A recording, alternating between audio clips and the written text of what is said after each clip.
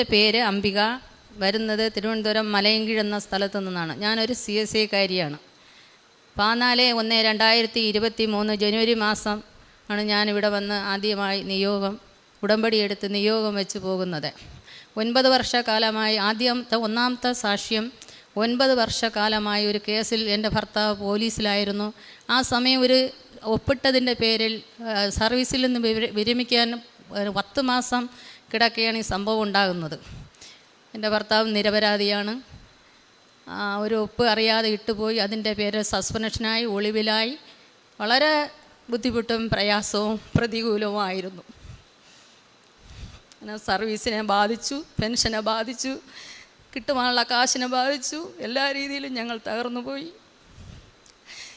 ഞാൻ ഈ അമ്മയിൽ ഒട്ടും വിശ്വാസമില്ല. ഞാൻ കാരണം CSIയിലാണ് കുഞ്ഞുനാൾ മുതലേ ആ രീതിയിലാണ് വളർന്നു വന്നത്.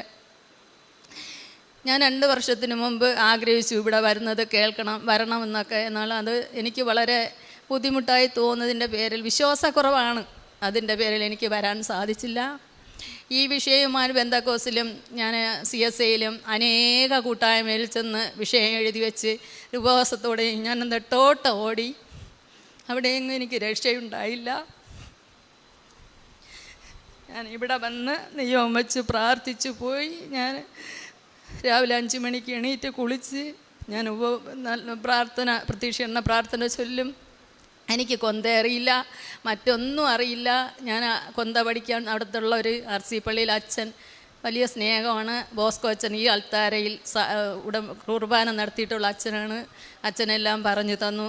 ഞാൻ കൊന്ത ചൊല്ലും. അന്ന് തൊട്ട് ഇന്ന് വരെയും കൊന്ത തുടങ്ങിയിട്ടില്ല. കൃപാവര പുസ്തകങ്ങൾ അവർ കൊണ്ടുപോയി ഇവിടെ നിന്ന് വാങ്ങിക്കപ്പോണ്ട് എനിക്ക് ആവശ്യമുള്ളതെല്ലാം ഞാൻ ദിവസവും ആ സമയം തന്നെ പറയും. അരമണിക്കൂർ ബൈബിൾ വായിക്കും, എല്ലാം ചെയ്യുമായിരുന്നു. ഈ നിയോഗം വെച്ച് പ്രാർത്ഥിച്ചു കൊണ്ടിരുന്നു. അങ്ങനെ ഇരിക്കെ കേസ് വിളിച്ചു. അന്ന് അത്രയും കാലം എൻ്റെ വീട്ടിൻ്റെ 8 കിലോമീറ്റർ അകലെയാണ് എതിർകക്ഷി ജീവിച്ചിരുന്നത്. ഞങ്ങൾക്കറിയില്ല. ഇവിടെ വന്ന് ഉടമ്പടി എടുത്ത് കോടതിയിൽ പോയ സമയം എൻ്റെ മോനോട് അവർ തന്നെ ഇങ്ങോട്ട് വന്ന് പറഞ്ഞു, ജോണി മെമ്പർ ആരാണ് എന്ന് ചോദിച്ചു. അതെൻ്റെ അങ്കിളാണ്. എന്നാൽ മെമ്പറുമായിട്ട് ഈ കേസിൻ്റെ കാര്യം നിങ്ങൾ സംസാരിക്കുക എന്ന് പറഞ്ഞു. ഞങ്ങൾ മോനെ മാറി നിന്ന് എൻ്റെ സഹോദരനെ വിളിച്ചു. ഇന്നാരെ അറിയാമോ അങ്കിളെ? അറിയാം. അയ്യോ എന്താ അത്? ആണ് അച്ഛൻ്റെ കേസിൻ്റെ ആൾ. ആ ശരിയെന്ന് പറഞ്ഞു. എൻ്റെ സഹോദരൻ സംസാരിച്ചു.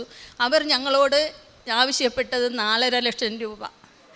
ഞങ്ങൾക്ക് കൊടുക്കുവാനില്ല. അത്രയും ബുദ്ധിമുട്ടിലായിരുന്നു. ഞങ്ങളൊരു ഭവനം വെച്ചു, ലോണുണ്ട്, അല്ലാത്തൊരു ലോണുണ്ട്. അങ്ങനെ ഇരിക്കുന്ന സമയമാണ് ഈ 4.5 ലക്ഷം ചോദിക്കുന്നത്. ഞാൻ കരഞ്ഞു വിളിച്ച് പ്രാർത്ഥിച്ചു, അമ്മേ എനിക്ക് അമ്മയില്ല, എൻ്റെ അമ്മ മരണപ്പെട്ടു പോയി, എനിക്ക് പപ്പയില്ല, എൻ്റെ യേശു അമ്മയും മാതാവും അമ്മയാണ്. എന്നെ ഈ ഭാരത്തിൽ നിന്ന്, ഈ പ്രതിസന്ധിയിൽ നിന്ന് അമ്മ കരകയറ്റണം എന്ന് പറഞ്ഞ് നിലവിളിച്ച് പ്രാർത്ഥിക്കുമായിരുന്നു. ആരുമില്ലാത്ത സമയത്ത് നിന്ന് മെഴുകുതിരി കത്തി വെച്ച് ഞാൻ അമ്മയുടെ കാശുരൂപം കയ്യിൽ വെച്ച് അമ്മയുടെ മുഖത്ത് നോക്കി കരയും. എനിക്ക് മുട്ടുമടക്കാൻ ബുദ്ധിമുട്ടുണ്ട്. മുട്ടിൻ്റെ വളവ് മാറ്റി 16 തയ്യലുണ്ട്. കാലിൻ്റെ മുട്ടിന് താഴ്ഭാഗത്ത് മുട്ടിലുണ്ട് 8 തയ്യൽ. ഞാൻ മുട്ട് കമ്പിയിട്ടിരിക്കുന്നു. പക്ഷേ ഇവിടെ വന്ന് ഉടമ്പടി എടുത്ത അന്ന് മുതൽ ഇന്ന് വരെയും എൻ്റെ അമ്മയുടെ സന്നിധിയിൽ, എൻ്റെ യേശുപ്പപ്പൻ്റെ സന്നിധിയിൽ മുട്ടുകുത്തി പ്രാർത്ഥിക്കാൻ എനിക്ക് കൃപ തന്നു. ഞാൻ പ്രാർത്ഥിച്ചു. അങ്ങനെ 4.5 ലക്ഷം രൂപയാണെങ്കിൽ ചേട്ടൻ പറഞ്ഞു അത് കേസ് മുന്നോട്ട് പോട്ടെ, നമുക്ക് ഇല്ല എന്ന്. അങ്ങനെ പറഞ്ഞ് അങ്ങോട്ടും ഇങ്ങോട്ടും കുറേ ആരുമായിട്ടുള്ള ഒരുപാട് സംഭാഷണങ്ങളുണ്ടായി. ഞാനങ്ങനെ പ്രാർത്ഥിച്ചുകൊണ്ടിരിക്കുമ്പോൾ ഒരു അമ്മ എൻ്റെ അടുത്ത് വന്ന് പറഞ്ഞ് 50,000 എന്ന് കാണിച്ചു. ഞാൻ അങ്ങ് ഞെട്ടിപ്പോയി. 50,000 രൂപ, 4 ലക്ഷം രൂപ കേൾക്കുന്ന ഒരു വ്യക്തി 50,000 ഒതുങ്ങുമോ അമ്മ എന്ന് ഞാൻ അങ്ങ് ചിന്തിച്ചു പോയി. എന്നാൽ ഞാൻ എൻ്റെ ചേട്ടൻ പറഞ്ഞു 2.5 ഇത്രയും ചോദിക്കുന്ന ആൾ 2 ലക്ഷം 1.5 ലക്ഷം കൊടുക്കാതെ ഒതുങ്ങില്ല എന്ന് പറഞ്ഞു. എന്നാൽ പിന്നെ ലാസ്റ്റ് ഇങ്ങനെ സംസാരിച്ച് വന്നപ്പോൾ 2.5 ലക്ഷം രൂപ കൊടുക്കുകയും മാറാം എന്ന് പറഞ്ഞു. ഞങ്ങൾ പറഞ്ഞു വേണ്ടാന്ന്. അവസാന ഘട്ടം ഞാൻ ഈ അച്ഛൻ്റെ ടോക്ക് കേട്ടോണ്ട് ധ്യാനം കൂടി എന്നും ഞാൻ അത് കേൾക്കുന്ന സമയം അച്ഛൻ പറയാണ് ഡേറ്റ് ഇട്ട് പ്രാർത്ഥിക്കാൻ. ഞാൻ പ്രാർത്ഥിച്ചത് ഫെബ്രുവരി 30 അപ്പോഴാണ് അച്ഛൻ പറയുന്നത് പൊട്ട ഡേറ്റ് ഇടരുതെന്ന്. ഞാൻ ഉടനെ എനിക്ക് പറഞ്ഞു അയ്യോ ഫെബ്രുവരി 28 ഉള്ളൂ, 30 ഇല്ലല്ലോ, മാർച്ച് 30 അന്ന് ഇതിനിടയിൽ തന്നെ അവർ മോനോറ്റ് അണ്ണൻ വിളിച്ചിട്ട് എന്തെങ്കിലും പറയണമെന്ന് പറഞ്ഞു. ഞാൻ അമ്മ എന്ത് പറയണം? അച്ഛൻ ഭയങ്കര വിഷമത്തിലായിരുന്നു. ഞാൻ പറഞ്ഞു മോനെ അമ്മ മാതാവ് പറയുന്നു 50,000 അല്ലാതെ 1 രൂപ പോലും കൊടുക്കണ്ട, ഞാൻ ഈ കഷ്ടപ്പെടുന്നത് മോൻ കാണുന്നില്ലേ? രാവിലെ എണീക്കുന്നതും രോഗികളെ നോക്കി പോകുന്നതും എല്ലാ രീതിയിലും ഞാൻ ഓടുന്നത് മോൻ കാണുന്നുണ്ടല്ലോ. മക്കൾ പറയണം 50,000 രൂപ കൊടുക്കാമെന്ന്. അവൻ അയ്യോ എന്നൊരു വിളി വിളിച്ച് ഇല്ല പറയാമെന്ന് പറഞ്ഞിട്ട് ഞാൻ ഓടിച്ചെന്ന് മെഴുകുവെച്ചിട്ട് മുറിയിൽ കയറി പ്രാർത്ഥിച്ചു. മറുപടി ഉടനെ പറയണമെന്നും ഞാൻ മോനോട് പറഞ്ഞിരുന്നു. ഒരു 10 മിനിറ്റ് കഴിയുമ്പോൾ അവൻ വിളിക്കുന്നു, അമ്മ 50,000 മതിയെന്ന് പറഞ്ഞു. ഹല്ലേലൂയ. അവരങ്ങ് ഒതുങ്ങി. ഈ മാർച്ച് 30 ഞാൻ ഇട്ട ഡേറ്റിൻ്റെ അന്ന് അവർ വന്ന് പറഞ്ഞു ഇവരെ അറിയില്ല എന്ന് പറഞ്ഞു. അന്ന് കേസ് അവിടെ ക്ലോസ് ചെയ്തു. ദൈവത്തിന്, പരിശുദ്ധ അമ്മയ്ക്കും തിരുകുമാരനും കോടാനുകോടി നന്ദി. എന്നിട്ട് ജഡ്ജിമെൻറ്റ് കിട്ടാൻ വളരെ 3 മാസം എടുക്കുമെന്ന് പറഞ്ഞ് ഞാൻ വീണ്ടും പ്രാർത്ഥിച്ചു. ഞാൻ എല്ലാ മാസവും ഇവിടെ വരും, പത്രം വാങ്ങും, ഓടും, പോവുമായിരുന്നു. അങ്ങനെ ഡേറ്റ് ഇട്ട് അതിന് വേണ്ടി പ്രാർത്ഥിച്ചു. ജഡ്ജിമെൻറ്റ് കിട്ടണം. 15 ദിവസം ആവുന്നതിന് മുമ്പ് ആ ജഡ്ജിമെൻറ്റ് ഞങ്ങളെ കയ്യിൽ കിട്ടി. അച്ഛൻ ഇവിടെ വന്നു. ഞാനും ചേട്ടനുമായി വന്നു. അച്ഛനെ കണ്ടു. അച്ഛൻ പ്രാർത്ഥിച്ചു, കാശ് രൂപം കൊടുത്തു. ഞങ്ങളതിൻ്റെ പേപ്പറുകൾ നീങ്ങിക്കൊണ്ടിരിക്കുന്നു. ദൈവം അത്ഭുതം ചെയ്യുമെന്ന് ഞാൻ വിശ്വസിക്കുന്നു. അങ്ങനെ രണ്ടാമത്തെ എൻ്റെ ജീവിതത്തിലുണ്ടായ രണ്ടാമത്തെ അത്ഭുതം, 16 വർഷമായി എൻ്റെ വജേനേരിയിൽ ഒരു വലിയ മുഴ. അത് ഞാൻ കൊണ്ട് നടന്ന് അവസാനമായപ്പോൾ ഈ ഉടമ്പടി എടുത്ത് കുറേ നാൾ കഴിയുമ്പോൾ എനിക്ക് വളരെ ബുദ്ധിമുട്ട് തോന്നി. ഞാൻ പറഞ്ഞു എനിക്ക് ഇത് മാറ്റിത്തരണം മാതാവേ എന്ന് പറഞ്ഞ് ഉടമ്പടി വസ്തുക്കളായ ഉടമ്പടി തൈലവും ഉപ്പും മാത്രമാണ് ഞാൻ ഉപയോഗിച്ചത്. ഉടമ്പടി തൈലം എന്നും ഞാൻ ആ മുഴയിൽ പുരട്ടുമായിരുന്നു. പ്രാർത്ഥിക്കും, അമ്മേ എൻ്റെ ശരീരത്തിൽ കത്തി, ഇത് വല്ലാത്ത. ഞാൻ ഡോക്ടറെ കണ്ടു. ഡോക്ടർ ഉടനെ ഓപ്പറേഷൻ വേണമെന്നും അതും വളരെ റിസ്ക്കാണെന്നും പറഞ്ഞു. എന്നാലും ഓപ്പറേഷൻ ചെയ്യാൻ എനിക്ക് താല്പര്യമില്ല. ഞാൻ പ്രാർത്ഥിച്ചു എന്നും ഉടമ്പടി തൈലം മടി കൂടാതെ വിശ്വാസത്തോടെ ഞാൻ പ്രാർത്ഥിച്ചതിൻ്റെ ഫലമായി ഒരു ദിവസം ഞാൻ നോക്കിയപ്പോൾ ആ മുഴ അവിടെ കാണാനില്ല. ഞാൻ എൻ്റെ അമ്മയ്ക്ക് എൻ്റെ അപ്പയ്ക്ക് നന്ദി കോടാനുകൂടി സ്തോത്രം പറഞ്ഞു. എന്നെ അതിൽ നിന്ന് രക്ഷിച്ച ദൈവത്തിന് നന്ദി കോടാനുകൂടി നന്ദി സ്തോത്രം. പിന്നീട് എനിക്ക് പറയാനുള്ളത്, എനിക്ക് ഈ കൈക്ക് ഭയങ്കരമായ, എൻ്റെ കൈ വലിയ ബുദ്ധിമുട്ടുള്ള കൈയാണ്. കുഞ്ഞിലെ വീണൊടിഞ്ഞതാണ്. അത് ശരിക്കും ചികിത്സ കിട്ടാത്തതുകൊണ്ട് അതിന് ഭയങ്കരമായ വേദനയും തരിപ്പായി ഡോക്ടറെ കാണിച്ചു. ഒരു പ്രൈവറ്റ് ആശുപത്രിയിൽ ചെന്ന് ഡോക്ടറെ കാണിച്ചു. അവർ ഒരുപാട് ടെസ്റ്റുകൾ ചെയ്തപ്പോൾ പറഞ്ഞ് 2 ലക്ഷം രൂപയാവും, എത്രയും പെട്ടെന്ന് ഓപ്പറേഷൻ ചെയ്യണമെന്ന്. അപ്പോഴാണെങ്കിൽ 2023 ജപമാല റാലി ആ സമയമാണ്, 28-ാം തീയതി ജപമാല ആ സമയമാണ് ഞാൻ ആശുപത്രിയിൽ പോയത്. ഞാൻ ഡോക്ടറുടെ പറഞ്ഞു, ഞാൻ ജപമാല റാലിക്ക് പോയിട്ട് വന്ന് ഓപ്പറേഷന് വരാൻ ഡോക്ടറെ, അത് കഴിഞ്ഞിട്ട് ഡേറ്റ് ഇടാമെന്ന് പറഞ്ഞു. ഡോക്ടർ ആദ്യം ചിരിച്ചു, നേഴ്സ് ചിരിച്ചു. ശരി എന്നാൽ പ്രാർത്ഥിച്ചു വരൂ. ഞാൻ സന്തോഷത്തോടെ പോന്നു. ഞങ്ങൾ ജപമാല റാലിയിൽ ഒരടി പോലും എനിക്ക് നടക്കാൻ പറ്റില്ല, കാരണം എപ്പോഴും വണ്ടിയിലാണ് ഞാൻ പോകുന്നത്. അതുപോലെ കാലൊന്നും സുഖമില്ലാത്തതുകൊണ്ട് നടക്കാൻ വളരെ ബുദ്ധിമുട്ടാണ്. 1 കിലോമീറ്റർ 2 കിലോമീറ്റർ നടന്നിട്ട് ബസ്സിൽ കയറാമെന്ന് പറഞ്ഞ് ഞാനും വന്ന എൻ്റെ കൂട്ടുകാരികളുമായി എല്ലാവരും, എൻ്റെ ബന്ധുക്കളും അവരുമായി ഞങ്ങൾ നടന്നു. ഞങ്ങൾ ഒരു മടിയും കൂടാതെ അർത്തിങ്കൽ പള്ളി വരെയും എൻ്റെ ദൈവം എന്നെ നടത്തി. ഞങ്ങൾ വന്ന എല്ലാവരും നടന്ന് അവിടെ കടന്നു ചെല്ലുവാൻ സഹായിച്ചു. പിന്നെ ഞാൻ അവിടെ നിന്ന് ആശുപത്രിയിൽ പോയില്ല. ഒരു ഗവൺമെൻറ് തിരുവനന്തപുരം മെഡിക്കൽ കോളേജിലൊക്കെ ഓർത്തോ ഡോക്ടറെ കണ്ട് വെറും 15 രൂപ പോലും ആയില്ല. ആ ഓപ്പറേഷൻ നന്നായി ഭംഗിയായി നടത്തുവാൻ അമ്മ മാതാവും തിരുകുമാരനും സഹായിച്ചു. 4-ാമത്തെ സാക്ഷി എന്ന് പറഞ്ഞാൽ എനിക്ക് ഭയങ്കര ദേഷ്യമാണ്. 30 വർഷക്കാലത്തോളം ആയിക്കാണ്. എന്നോട് ആരെന്ത് പറഞ്ഞാലും അവർ 2 പറയും, ഞാൻ 10 പറയുന്ന ഒരു സ്വഭാവം, എടുത്തടിച്ച് പോലെ സംസാരിക്കാൻ ദേഷ്യമൊക്കെ ഉണ്ട്. ഞാൻ ആ മാതാവിനോട് പ്രാർത്ഥിച്ചു, ക്ഷമിപ്പാനുള്ള കൃപയും തരണമേ, എനിക്ക് ക്ഷമിക്കണം, ആരോടൊന്നും പറയാൻ സംസാരിക്കാനോ ദേഷ്യപ്പെടാനോ അനുവദിക്കരുതേ. അതുപോലെ വളരെ വളരെ മാറ്റം എനിക്ക് ദൈവം തന്നു. ആരെന്ത് പറഞ്ഞാലും, ആരെങ്കിലും എന്തെന്നിങ്ങനെ പറഞ്ഞെന്ന് കേട്ടോ പോലും ചോദിക്കാനോ ഒന്നിനും പോകില്ല. ഞാൻ അവർക്ക് വേണ്ടി പ്രാർത്ഥിക്കും, അവരനുഗ്രഹിക്കണേ എന്ന് പറയും. അങ്ങനെയെല്ലാം ദൈവം എൻ്റെ ജീവിതത്തിൽ വലിയ അനേക കാര്യങ്ങൾ ദൈവം സഹിച്ചു. ചെറുതും വലുതുമായ അനേക പ്രതിസന്ധികൾ, രോഗങ്ങളിലും പ്രയാസങ്ങളിലും പനിയിലും മറ്റ് അസ്വസ്ഥതകളിലും വേദനകളിലെല്ലാം ഉടമ്പടി തൈലവും ഉപ്പും തേനും ഉപയോഗിച്ച് ഞങ്ങൾ അതിൽ നിന്ന് മരുന്നിൽ നിന്നെല്ലാം മാറ്റി വെച്ച് ഞങ്ങൾ വളരെ സൗഖ്യം പ്രാപിച്ചിട്ടുണ്ട്. ഭർത്താവിന് ഒട്ടും വിശ്വാസമില്ല. ഇപ്പം നാളുകളിൽ നല്ല വിശ്വാസത്തിലായിരിക്കുന്നു. ദൈവം വീണ്ടും ഈ അൽത്താരയിൽ ഉടനെ തന്നെ ഞാൻ കടന്നു വന്ന് സാക്ഷ്യത്തിന് നിൽക്കുമെന്ന് എനിക്ക് ഉറപ്പുണ്ട്. അങ്ങനെ ഞാൻ കാരുണ്യ പ്രവൃത്തി എന്ന് പറയുന്നത്, ഞാൻ അനേക വീടുകളിൽ ഞാൻ പോകും. അനേക വീടുകളിൽ എത്ര രോഗികൾ ഒരാഴ്ചയിൽ ഒരു കാരുണ്യ പ്രവൃത്തിന് അച്ഛൻ പറയുന്നതെന്നാൽ അങ്ങനെയല്ല, ഞാൻ എഴുതി വയ്ക്കും. ഒരു ഏരിയയിലോട്ട് ഞാൻ പോകും, അവിടെ എല്ലാം ഞാൻ ചെന്ന് കാശ് രൂപം നിറയെ വാങ്ങും. കാശ് രൂപവും ഉപ്പും തേനും വാങ്ങി പത്രവുമായിട്ട് അവരെ സന്നിൽ പോകും. രോഗികൾക്കൊക്കെ ഉടമ്പടി തൈലം പൂശി പ്രാർത്ഥിക്കും. അവർക്ക് കാശ് രൂപം കൊടുക്കും, തേന് കൊടുക്കും, ഉപ്പ് കൊടുക്കും, പത്രം കൊടുക്കും. പ്രാർത്ഥിച്ച് തന്നെയാണ് പത്രം കൊടുക്കും. അവരെല്ലാ വീടുകളിലും ഇപ്പം ക്യാൻസർ ബ്രെയിൻ ട്യൂമറായി കിടക്കുന്ന ക്യാൻസർ രോഗികളെ കുളിപ്പിക്കാൻ എല്ലാം ഞാൻ അവരുടെ അടുത്ത് ചെന്ന് എന്നെ ഒന്ന് ഞാൻ കുളിപ്പിക്കട്ടെ എന്ന് പറഞ്ഞാൽ അവരനുവദിക്കില്ല.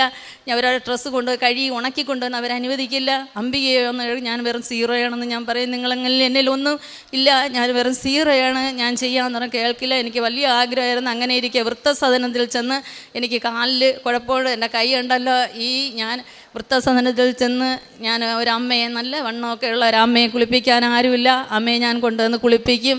അവരുടെ വസ്ത്രങ്ങളെല്ലാം കഴുകി ഉണക്കി കൊടുക്കും. അവർക്ക് ആഹാരം, വൃദ്ധസദനത്തിൽ ആഹാരം കൊടുക്കും.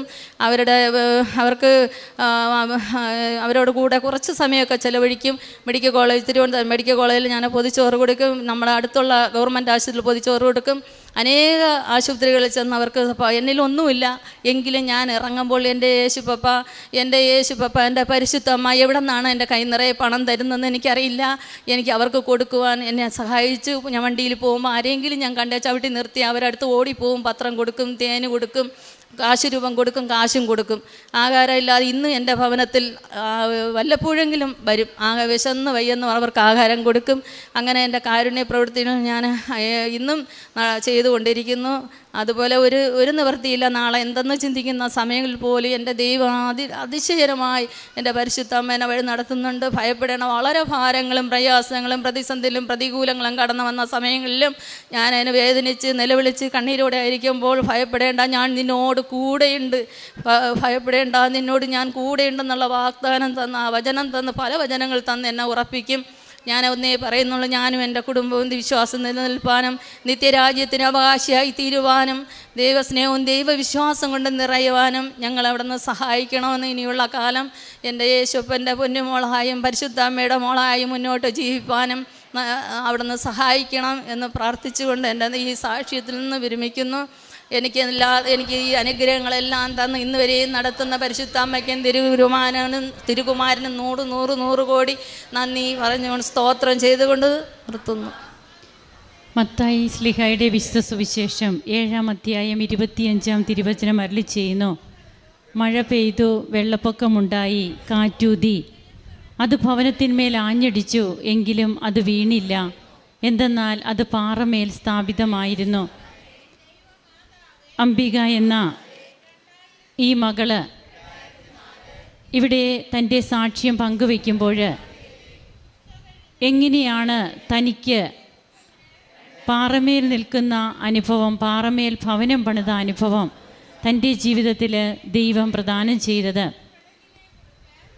ദൈവത്തിൻ്റെ തിരഞ്ഞെടുക്കപ്പെട്ട ജനത വാഗ്ദാന നാട് തേടിയുള്ള അവരുടെ യാത്രയിൽ അവർക്ക് ശക്തി ചൈതന്യമായി കൂടെ ഉണ്ടായിരുന്നത് ദൈവത്തിൻ്റെ സാക്ഷ്യപേടകമാണ്.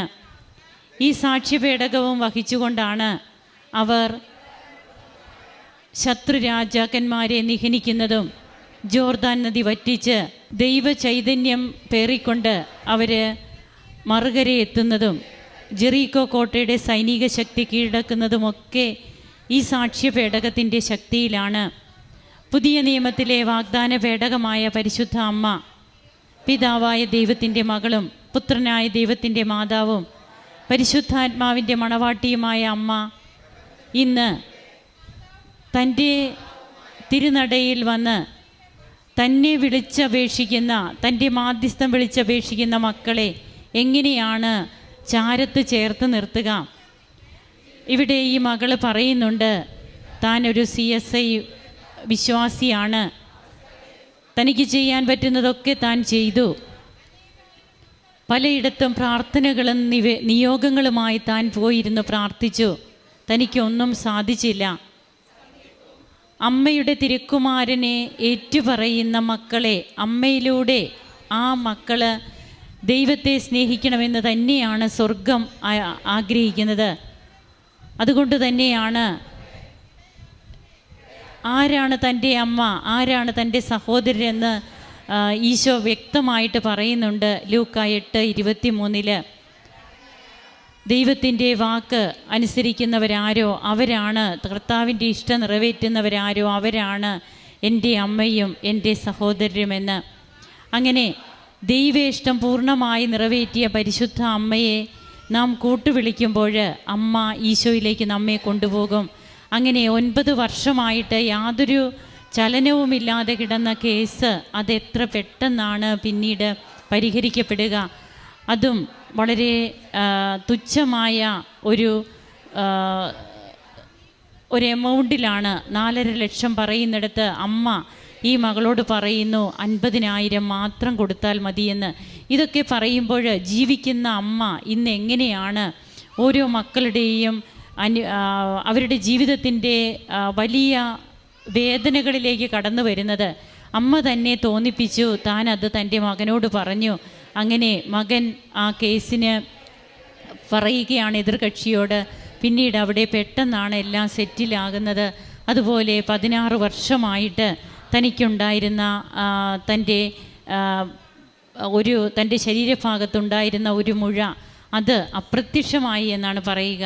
തനിക്ക് അതിന് യാതൊരു ചികിത്സയും ചെയ്യാൻ നിവൃത്തിയില്ലായിരുന്നു. പലരെയും കാണിച്ചു, പലരും സർജറിയും അതൊക്കെ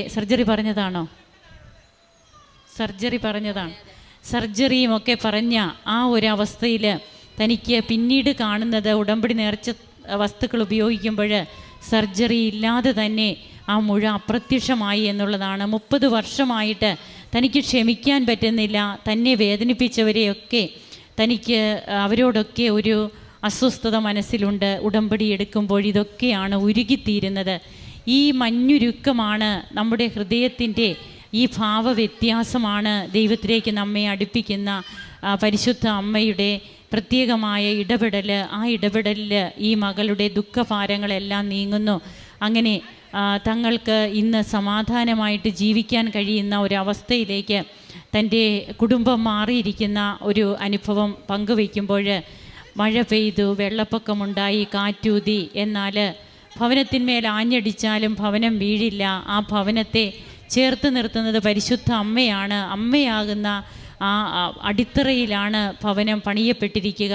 അമ്മയാകുന്ന അടിത്തറ, ജപമാലയാകുന്ന അടിത്തറ, ഈ അടിത്തറയിൽ പണിതുയർത്തപ്പെടുകയാണ് പിന്നീട് ക്രൈസ്തവ ഭവനങ്ങൾ. ആ ഭവനങ്ങൾ ഒരിക്കലും നശിക്കില്ല. നമുക്ക് കരങ്ങളടിച്ച് ഈശോയ്ക്കും അമ്മയ്ക്കും നന്ദി പറയാം, ദൈവത്തെ ആരാധിക്കാം, മഹത്വപ്പെടുത്താം. യേശുവേ നന്ദി, യേശുവേ സ്തുതി, യേശുവേ ആരാധന. അത്യപൂർവ ദൈവാനുഭവങ്ങൾ ഇനി നിങ്ങൾക്കും സ്വന്തം. ഈ യൂട്യൂബ് ചാനൽ ഇതുവരെ സബ്സ്ക്രൈബ് ചെയ്തിട്ടില്ലെങ്കിൽ ഇപ്പോൾ തന്നെ സബ്സ്ക്രൈബ് ചെയ്യുക. ഈ വീഡിയോ ഇപ്പോൾ തന്നെ നിങ്ങളുടെ സുഹൃത്തുക്കൾക്ക് ഷെയർ ചെയ്തുകൊണ്ട് കർത്താവിൻ്റെ പ്രേക്ഷിതരാകുക.